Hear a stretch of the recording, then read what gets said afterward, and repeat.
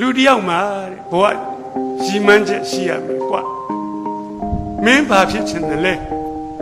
မင်းရဲ့ဝါသနာပိစရိုက်နဲ့ကိုက်ညီတဲ့ရည်မှန်းချက်ကိုထားကွာမင်းကဆရာဝန်ကြီးဖြစ်ချင်တာလားသူများရောင်လို့မရောင်ပါနဲ့အင်ဂျင်နီယာကြီးဖြစ်ချင်သလားစာရေးဆရာကြီးဖြစ်ချင်သလားတထေးကြီးဖြစ်ချင်သလားကိုယ်ဝါသနာပိစရိုက်နဲ့ကိုက်ညီတဲ့ရည်မှန်းချက်ကိုထားမဖြစ်မနေလို့ကွာဘယ်ရည်မှန်းချက်မှသိနှုတ်တာမရှိဘူးနော်ကိုယ်ဝါသနာနဲ့ကိုက်လာတော့အဲ့လိုမဟုတ်ဘဲနဲ့လူတွေကအခုခါမှာရောရောရောင်ရောင်ကာလပြောရမလို့ပါပဲ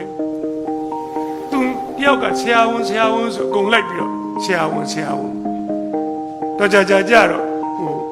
သွေးမြင်တာနဲ့လန့်နေတဲ့ကောင်ဘယ်လိုလုပ်ဆရာဝန်လုပ်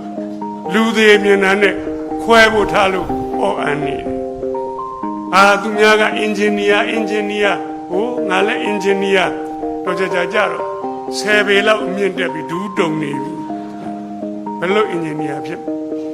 စစ်ဖို့လေးစိတ်ကောင်းတယ်သူများစစ်ဖို့ငါလည်းစစ်ဖို့တော့ကြာတရင်ညို့ပြောက်ဖောက်တာနဲ့ထွက်ပြေးကိုယ်ဝါသနာနဲ့ကြိုက်တာလုပ်ပါတဲ့